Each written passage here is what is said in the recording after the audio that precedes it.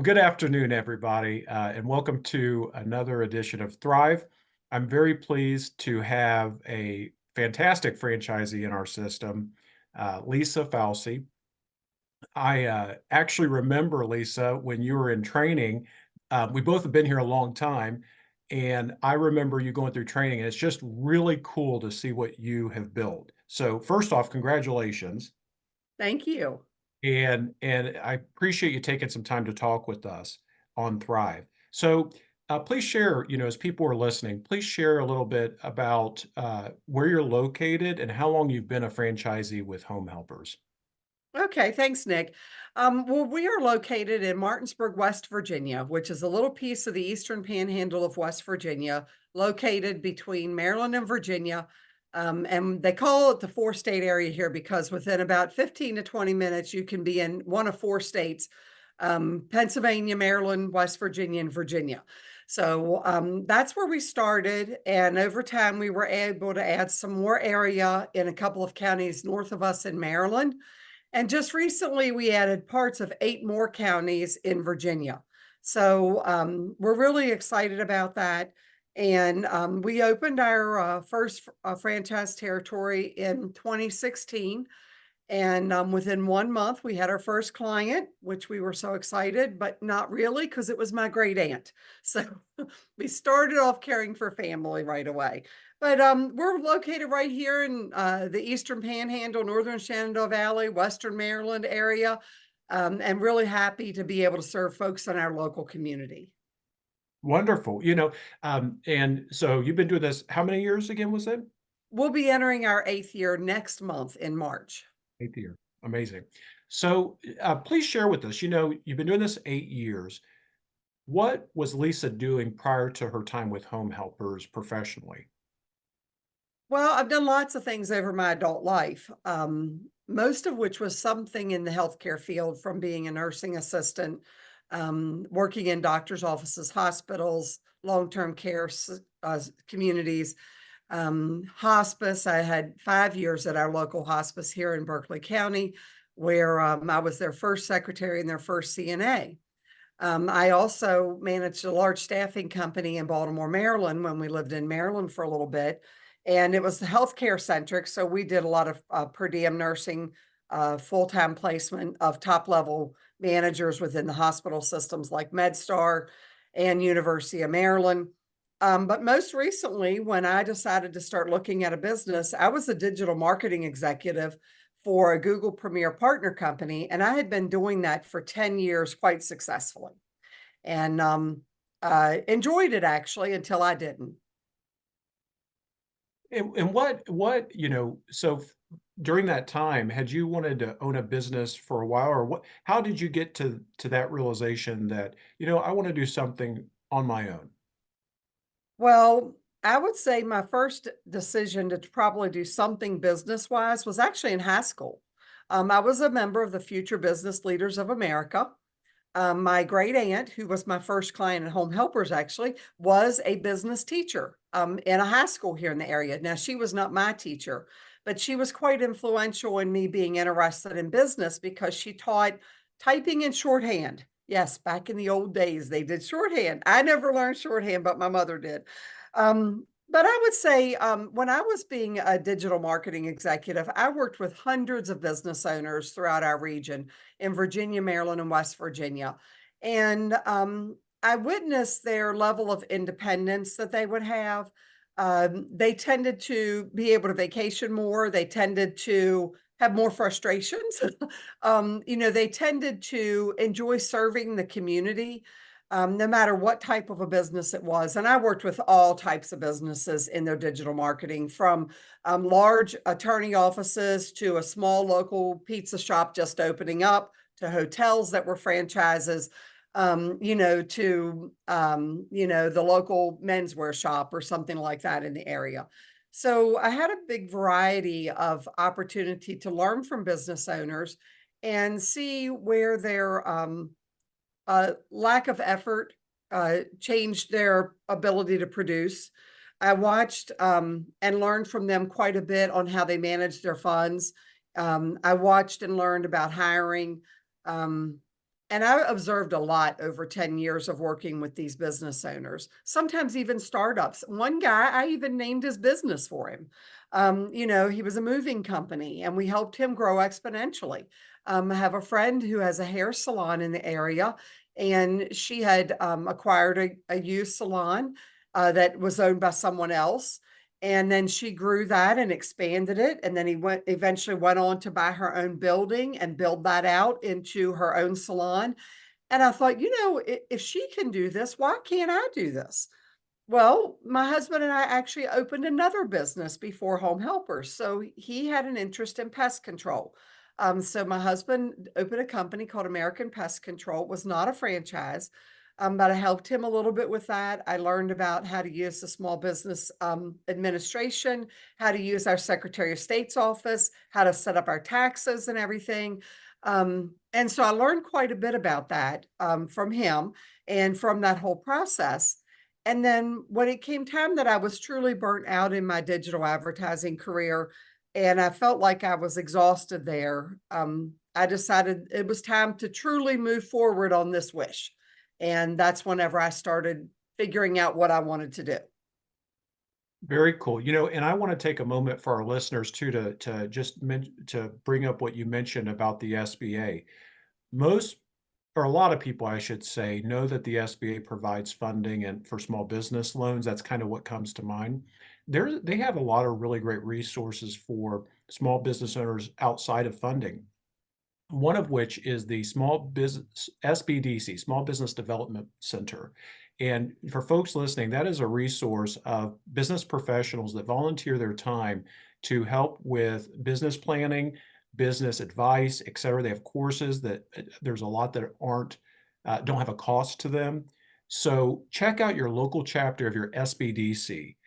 It is tied to the SBA. It has some really great content. I've sat in on some of their courses in the past. So I just wanted to put that in there too. I will also throw a little something else to that, Nick. They will also help us with registering as a minority owned, business owned, or women owned, or veteran owned business as well. Wonderful. I appreciate that. Thank you, Lisa. Mhm. So when you've had this seed planted through for a while in your husband's business. Was home care the first industry you had thought about, or were there other industries you were looking into simultaneously? What led you to choose home care? Well, home care was not my first idea. Honestly, it was not. I wanted to open a small women's clothing boutique here in our area. And the more I thought about that, I thought about the pitfalls of, theft, inventory, pricing, strategies that I really was not familiar with. And I couldn't employ very many people that way. I really look at us as being a larger employer in the small business realm at our location. So I focus a lot on employment. So then I thought, well, how about real estate? I love houses. I love looking at houses. I would love showing houses. But then I thought, but then I have to crawl in a crawl space maybe and go up in an attic and all those steps. Oh my gosh, I don't want to do that. I have to work every weekend. So I said nope to the real estate option. Well, then I thought, let me start looking at a franchise because franchises are actually quite successful typically. They have more longevity. I watched a lot of businesses open and close over the years. Excuse me. And I thought, let me start looking at franchises. So I started looking at things like those little, like a Jiffy Lube, but not a Jiffy Lube, like a quick lube type of a store. I started looking at those. We don't have very many of those in our area, so I thought about that. And I thought, well, that's kind of a man's world, and I definitely don't want to get my fingers dirty. So I nixed that idea, and I looked at a couple other affordable type of franchises that are out there. Cleaning is really big, industrial cleaning, things of that nature. But then I thought about all the other pitfalls to that. So I'm always weighing the pros and cons. So I kept coming back to home care. I kept seeing as I was looking through franchise brands, I kept coming back through them. And so I talked to three different brands actually. I don't know if you all knew that, but I did. I talked to two of our peers and home helpers. And I kept gravitating back toward home helpers. I have to tell you, Bobby Kelly was very instrumental in that. Bobby's my pal, and his enthusiasm for the brand. And I like to be enthusiastic. I come from the Mary Kay Cosmetics world of enthusiasm. So, if you can see my background, the pink think pink wall, and and all that kind of stuff. So Bobby was very enthusiastic for me, and he was also very patient with me. And that was really important to me as I was going through all of this. And he answered every question really well.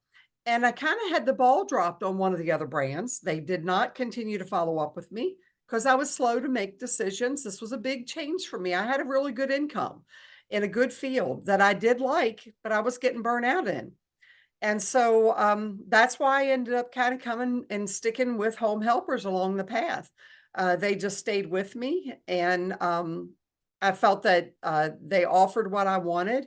And franchising, I felt would be a more secure way for me to enter the home care space because you get so much support.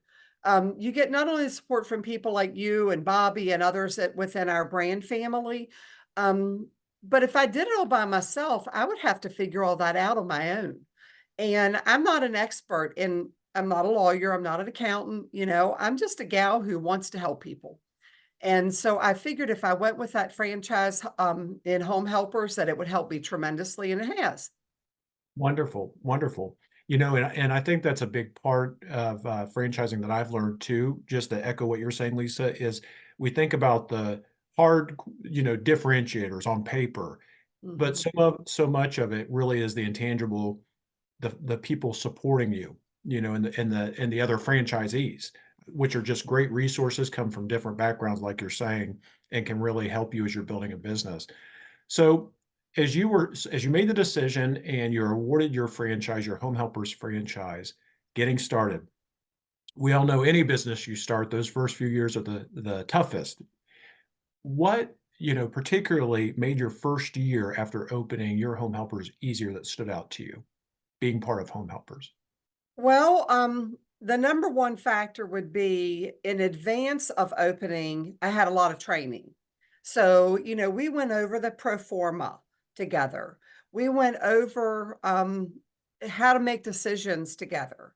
We went over building my confidence together. And then when it came time, every month I had a monthly meeting on the phone with my performance coach at the time. And eventually she even came to my home office and spent a few days with me in my office, which was at my house at the time.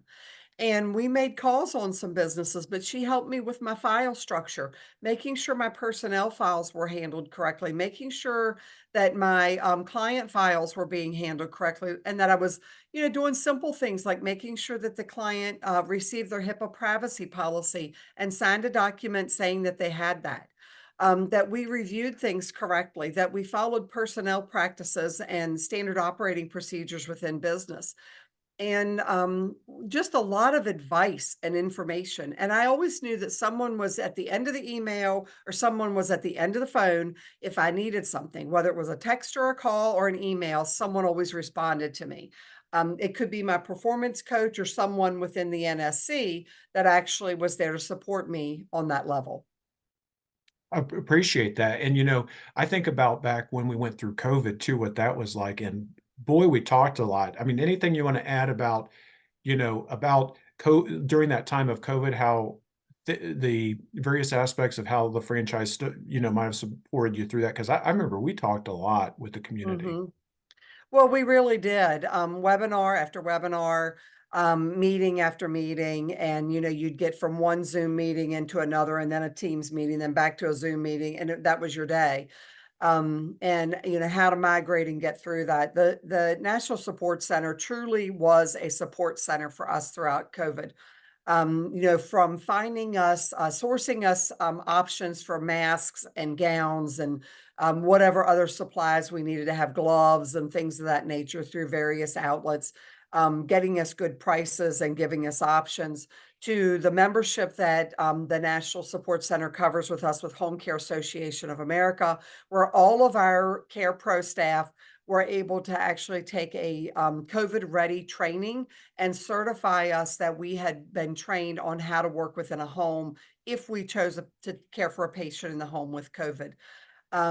The information and the representation that we had throughout the virus, legal things, what can we do and can't we do with our employees, making sure that we are communicating information properly within our state, and some states having regulations different than others.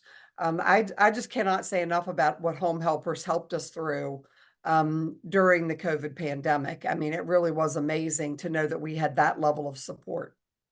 Even in yeah, internally, I just wanna echo that too from my end. It felt really good. I mean, it was a time of uncertainty for all of us, Mhm, whether franchisee, I think the whole country, if you were employed, was like, "What's next? What are we gonna do?" mhm, And even as an employee, I can echo that, that sense of connection and literally I feel like you said, we were talking almost daily, was so important to keeping that continuity going for me personally as well. So, mhm. I Yeah. identify. So now, as you said, you have your established business, you've expanded. Um, what do you enjoy most about it? Hmm. That's a really good question. It would be probably easier to say what I don't enjoy, honestly, Nick. I will tell you, I enjoy the fact that I have watched numerous employees over the past 8 years come in here with maybe no experience at all in healthcare, and they find a love for what they do. They find a love for the elder person, the older adult, and their struggles that they're going through. And then they want to go further in their healthcare career. So, this is a beginning point for many people who then go on to maybe become a medical assistant or become a CNA or become a nurse, an LPN or a registered nurse. And we've had numerous employees that do that. I would say that's one of my greatest joys. The other is my office team. I have a wonderfully supportive office team here. And I'm sure every owner could say that about their office team. However, I was so excited over the weekend. I have a 6-year term employee here with me who started here as a caregiver. She's a CNA. She's in college now to become a registered nurse, also. And she went out this past Friday and she purchased her very first car that she bought from a dealership to pay payments on. And we have been able to watch her become so successful. And she said, and it's going to make me almost cry, if it weren't for my job, I couldn't do this. And when you give a person a leg up by employing them and showing them that they're valuable to society, there's no greater joy than that. It's almost like watching your baby walk for the first time. Honestly, it is. It means that much to me as an employer that we see this type of success from some people. And not everybody does that, and it's okay. This is a stopping point for many people along the way, and we love them while they're here and we send them off to say farewell whenever they're ready to go. But I would say from being an employer, those are two of the best things. And I could probably tell you story after story. Also, when a client's family sends you an email or a text and says, "Thank you for everything that your staff have done or are doing for my dad. And most of all, thank you for helping him to maintain his dignity." And to me, that means so much, especially when that gentleman, his daughter said that to me. I've known him since I was a kid, and he was a local pharmacist in the town I grew up in. And now, here we are all these years later that we get to give something back to him that he gave to our community by really taking care of all of us. Whenever we got sick, they were there, and now we get to help in that way. And there's story after story like that of people that we've been able to help on both sides as an employer and also as a caregiving company. So what I'm hearing is, and thank you for sharing, this is a people-based business. I mean, you better be ready because it's all people. Absolutely. Absolutely. If you don't like people, you might want to get in the pet sitting business. People I like people and dogs myself. I Get do what too. And we even have a cat here in the office. So we are animal people. We have a dog at home and a cat in the office. there you go. Well, I appreciate it, Lisa, and as we wrap up today, again, this is people that are looking into business and have had the goal and the dream of a business, it's a big step. And you mentioned that earlier in today's podcast. It is a big change, and you took your time, and that's an encouragement I would have as a former consultant myself, is that people looking at making this change do take the time to make sure it's the right choice. Now, with that in mind, what's the biggest piece of advice you would offer our listeners who are really thinking to make that bold move into business ownership and exploring it? What would you say to them? Well, I think, Nick, that some of the important things to say to someone who's considering home helpers, this type of a business, is number one, be ready to work. Be ready to work. If you don't like to come to work and you don't like to be involved, it's probably not the right business for you, because from the get go, you really do need to be involved and learn all aspects of the business. I mean, I've slept on a person's couch before to stay on an overnight shift. I've walked in a house and found a person soiled and given them a bed bath. I've given a shower to someone within a senior living community because we had a call off that night. And honestly, I think that you have to be prepared at the beginning to do those things. You have to put on the scrubs and go out and do the work. And in all honesty, your staff are going to appreciate you much more that way, because you have a true understanding of what your employee is going to go through whenever they do their work. And you also will have an understanding of why they like to do this type of work, because it's very fulfilling. I mean, that might sound to some folks like that's terrible. Oh my gosh, you walked in and you had to give a bed bath. But in all honesty, I thought it was really rewarding to me. And so that's the type of people that we look for to employ. The other thing is, I would say, in regard to this type of a business, is take advantage of what Home Helpers has to offer from the National Support Center. Stay in touch with your performance coach. Stay in touch with other folks at the NSC. Learn from them. Talk to other owners. Stay involved in the Facebook community. Go to events. Participate in community conversations. We are in a franchise system because we want support. So take advantage of all of that support, because honestly, it is here for you. And it's been here for me. I don't think that I could have opened a business and gotten to where I am currently, which I'm not the biggest franchise in the world, of course, but I feel successful because every day I come to work and I see the successes of other people. And that is very fulfilling to me. And you will find that this is a very fulfilling type of work. As in all business, there's going to be pitfalls, there's going to be days that aren't great. But just remember, as Rocky said, it's not how many times you fall down, it's how, or get knocked down, he says, it's how many times you get back up. Amen. That's right. I concur. Well, I want to thank you, Lisa. It's been great having you today.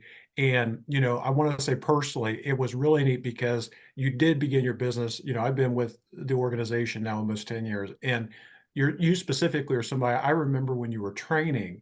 And it's so neat to be, in my shoes as part of the National Support Center, to see somebody from when they went through that training to build a successful business, going through expansion, and it's just an honor to have you on. And you're doing great things for your community and for your employees. So congratulations on all your success. Thank And you. thank you for joining us today. And before we wrap up, I just wanted to share with everyone listening today, if you have the interest of owning your own business and are interested in home care, feel free to contact us, and we will answer all your questions and see, is this the right fit for you? Is the timing right? Does it make sense from a fit standpoint? And you can reach us two ways: via our website at homehelpersfranchise.com. There's a lot of great resources on that website to answer some of your initial questions. Our phone number is also listed there, so you can call us on the spot. Again, that's homehelpersfranchise.com. Or you can email us directly at franchisedevelopment@homehelpershomecare.com. That's a long one, so I'll repeat it. It's franchisedevelopment@homehelpershomecare, all one word, .com. And one of the individuals that gets that email is is who Lisa mentioned earlier, Bobby Kelly, her buddy Bobby Kelly. So I'm sure he'd be happy if he gets your email to answer your questions as well. So thank you again for joining us, Lisa. Thank you for sharing your story. I thoroughly enjoyed it, and everyone have a good afternoon.